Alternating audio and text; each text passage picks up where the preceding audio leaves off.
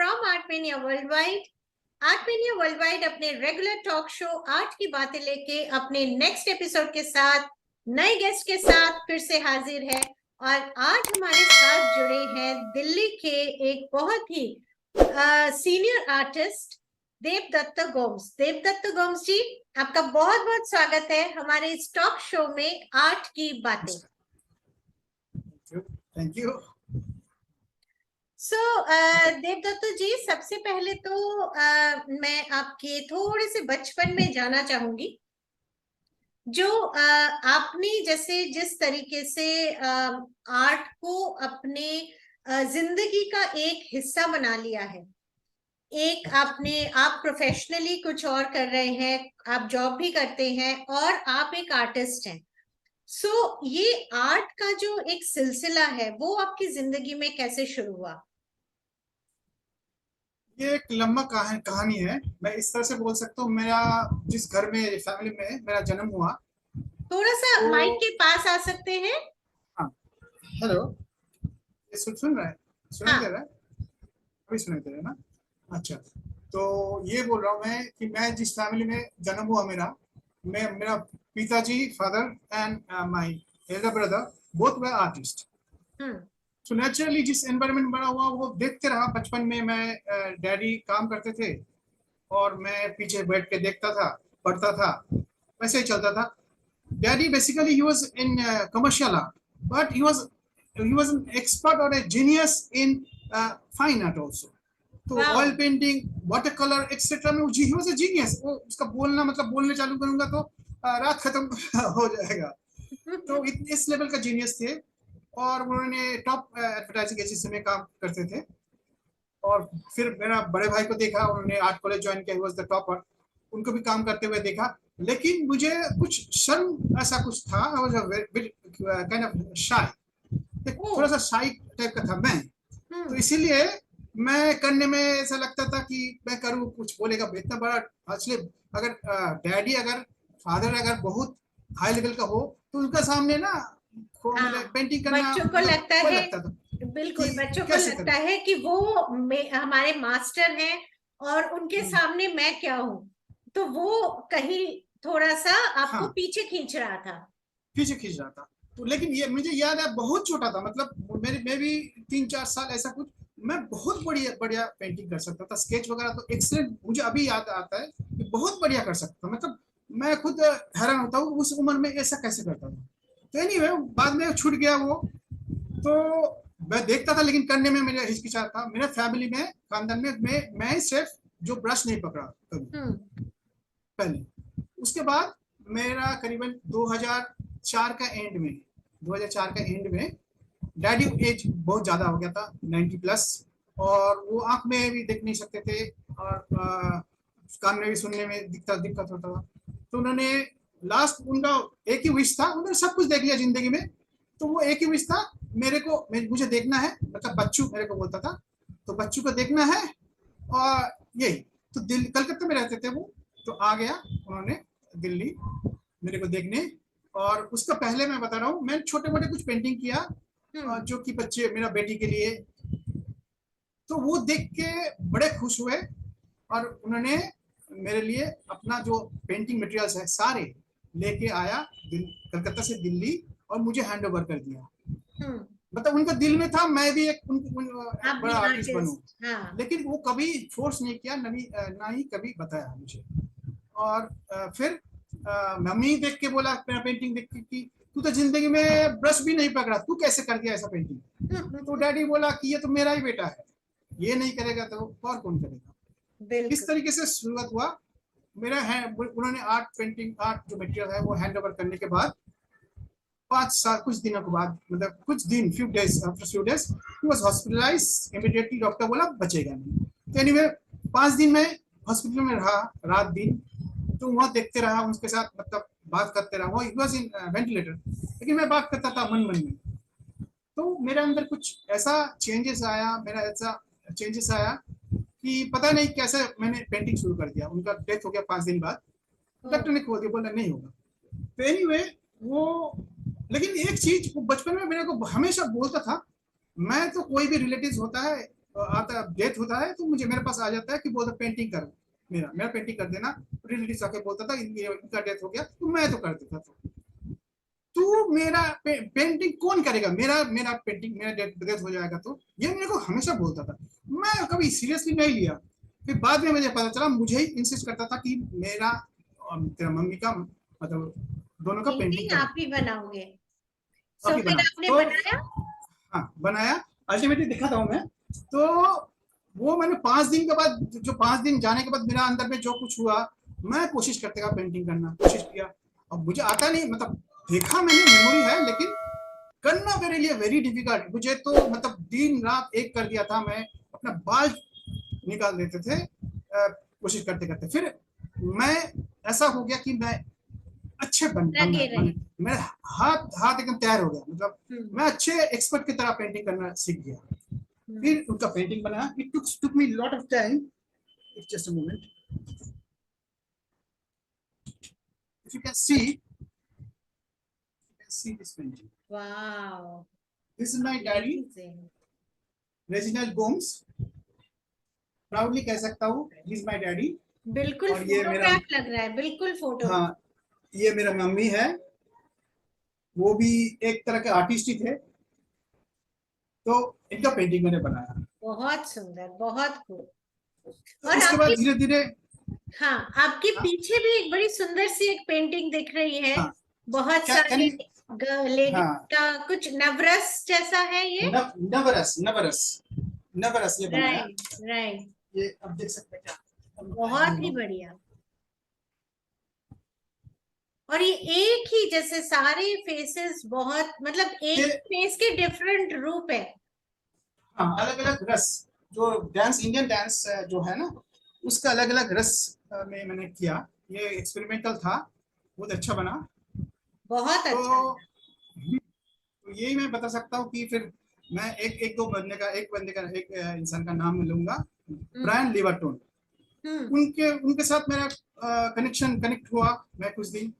तो उनके साथ करते करते एक दिन उन्होंने बोला तुम क्यों नहीं अपलोड करते हो पिक्चर, अपना हम्म। पेंटिंग्स।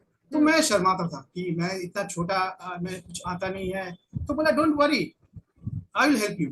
तो उन्होंने उन्होंने बोला मैं मुझे आप ये करो, आप भेजो पेंटिंग्स, मैं उसको ट्विटर में और फेसबुक में अलग अलग जगह में सोशल मीडिया में अपलोड करूंगा। तो उन्होंने मेरे को बहुत उत्साह दिया, जिसको बोलता है। और उन्होंने मेरे को इतना अच्छा, मेरे डैडी जैसे वो बन गए थे लास्ट में। तो वो मुझे मेरे लिए अपना painting colour colour tone skin tone कैसे बनाता है, वो सारे मेरे को वीडियो बना सिखाया। बना के मेरे लिए सिखाया। तो वही अब वो कहते हैं ना, जहां अगर आपकी जैसे आपकी इच्छा रही, आपको सही, अगर हम उसी दिशा पे सोचते रहें तो लोग भी उसी तरीके से जुड़ते हैं और रास्ता अपने आप से खुल जाता है। बहुत बढ़िया। हाँ फिर? मैं एक आध और दिखाना चाहता हूँ। हाँ, जैसे ना जरूर। अभी एक है, ये मैंने अपने लिए बनाया।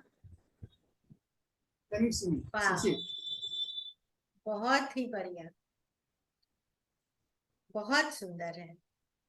जो आईज की जो एक्सप्रेशन है, हाँ वो मैं यही दिखाना चाहता था कि मतलब ये अपना गॉड को देख पाया, बहुत वो जो लाइट है। लाइव, बहुत हाँ लाइवली है।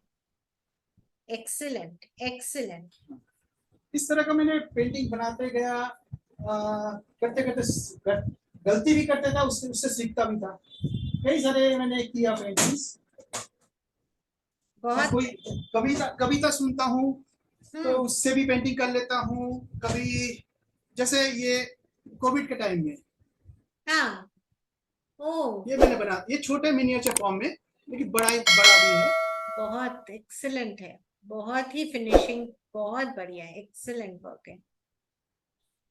और एक तो दिखाता हूँ। आप जैसे कविता सुन के भी, जैसे अगर आप पेंटिंग करते हैं तो आप कुछ लिखते भी हैं? थोड़ा बहुत लिख लेता हूँ, कभी कविता लिख लेता हूँ, थोड़ा बहुत स्टोरीज भी लिख लेता हूँ, क्योंकि कविता उसके साथ बहुत रिलेट करता है पेंटिंग के साथ। बिल्कुल, बिल्कुल। हाँ ये तो कविता ही है, एक इन डिफरेंट फॉर्म। ठीक है, ये भी जैसे किया, रविंद्रनाथ का एक गाना है ना, सबाई गैचे कोने। हम्म। थोड़ा वो सा वो ऊपर गाना कर से मैंने, सकते हैं, थोड़ा ऊपर कर सकते हाँ, हैं। वो गाने से ये है। बहुत सुंदर, बेहतरीन, क्या ये बात मैं है। कुल्लू मनाली जा रहे थे, अच्छा। तो उस टाइम रास्ते में हम्म। रुकना पड़ा। तो मैं हम्म। एक पत्थर के ऊपर सोया हुआ था और आसमान बिल्कुल ऐसा ही दिखता था, एकदम बिल्कुल ऐसा ही। और ये नॉर्मली इंडिया में दिखता नहीं है, लेकिन मुझे राइट। दिख रहा है। तो वही मैं कुछ उससे लिया, कुछ उस हिसाब से किया। कुछ नेगेटिव भी बनाता हूँ कभी कभी। जैसे कोविड का टाइम में हम्म। मैंने कलकत्ता में गया, एक बॉर्डर है टाकी बोल के, टाकी, हाँ, जो ताकि बांग्लादेश बॉर्डर, दूसरा साइड बांग्लादेश है और इस साइड। जहाँ तो उस टाइम जब गया था, इच्छामती नदी है। हाँ हाँ बिल्कुल बिल्कुल। तो उस साइड में बांग्लादेश है, इस साइड में इंडिया। तो उसमें मैं जब गया था, वो बहुत मतलब पॉपुलर जगह था, लेकिन एकदम बिल्कुल डेजर्टेड था। तो हम्म। वही मेरा फीलिंग्स था कि जो तभी वो पानी है बिल्कुल कलर्स, लाल दिख रहा हाँ, था। कलर भी आपने उसी और तरीके का दिया है। उसी हिसाब से, उसी सोच के, बिल्कुल डेजर्ट था।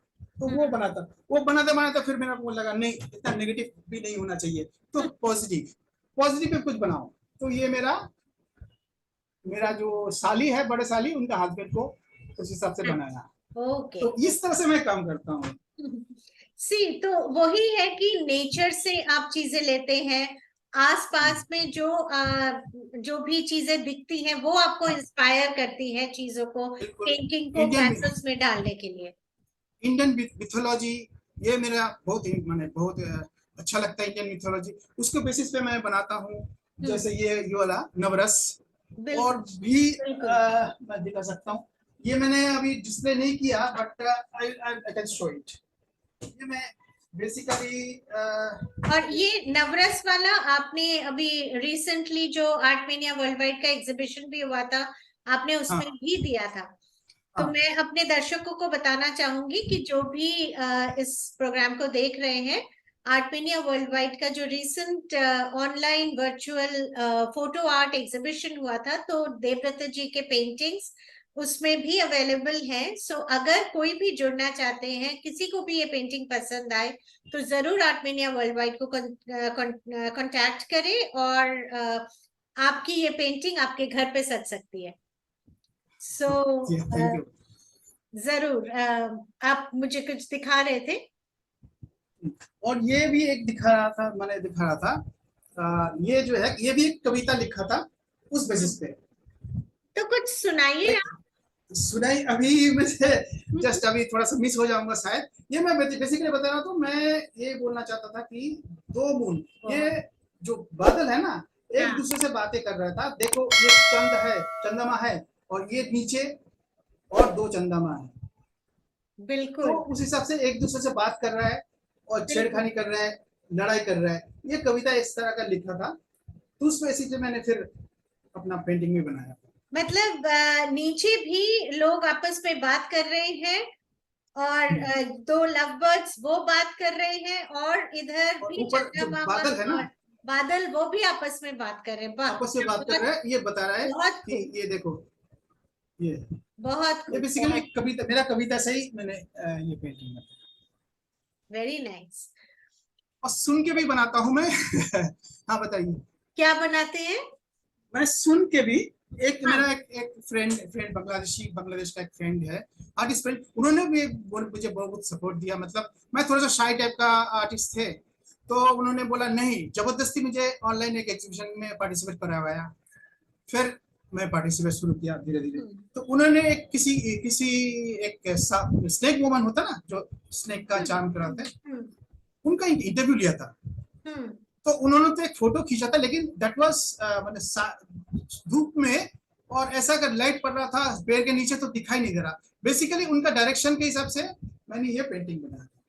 वाह। Can you see? मैं एक्सीलेंट। सुन सुन के, ऑलमोस्ट ऑलमोस्ट सुन के बनाया था। बाकी एक्सीलेंट। तो मैं बहुत बढ़िया। एक बहुत रियल, बहुत रियलिस्टिक वर्क है। बहुत हाँ, मैं ज्यादा। कुछ कल्पना किया था, क्योंकि मैं कुछ कल्पना किया था उस टाइम। मैं हम्म। ये सोचा था कि ये कोई जंगल में अब इसी ड्रम बज रहा तरीके है। का, हाँ। हाँ, ड्रम बज रहा है। वो अपने एक आग जल रहा है, आग के सामने ड्रम बजा के नच नच नच रहा है। हाँ, लड़का लड़की लोग। और ये अपने सोच रहा है कि इसका आंख देखना, हाँ ये सोच रहा है अपने प्रेमिक का बारे में, वो देखते देखते सोच रहा है अगर ये वो होता तो मैं क्या करता, वही आंखें मैं यहाँ वही देने की आंखें कोशिश में की। वही बात आ रही हाँ, है। वही डालने की कोशिश बहुत की। बहुत खूब। तो देवदत्ता जी, आप जैसे आर्टिस्ट जो आज इस फील्ड में आ रहे हैं, और उनके लिए आप क्या कहना चाहेंगे कि कैसे आगे इसमें रहे? जैसे आजकल आप देख रहे हैं कि आर्टिस्ट के लिए, अगर हम ये देखें कि आर्टिस्ट के लिए एज सच कोई भी गवर्नमेंट की तरफ से हो या कुछ भी हो, वो सिक्योरिटी नहीं है, राइट? सो आर्टिस्ट जो है, हर चीज को बनाने में एक एक्सपेंस लगता है, और वो कितने बना के रखे, क्योंकि सेलर्स जो है या जो बायर्स हैं, वो उनको भी वहां तक पहुंचना बहुत कोशिश करते हैं। लेकिन उनके लिए आप क्या कहना चाहेंगे? आप एक सक्सेसफुल मैं आर्टिस्ट हैं और बहुत सालों से एक चीज को कर रहे हैं। मैं ये कहूंगा कि हर इंसान आर्टिस्ट होके जन्म होता है, तो धीरे धीरे जो नॉर्मल जो लाइफस्टाइल है उससे धीरे धीरे खो देते हैं। तो मैं हर एक को बोलूंगा, ट्राई करे अपना पेंटिंग बेसिक से शुरू करे, अपना पेंसिल ले और प्रैक्टिस करे।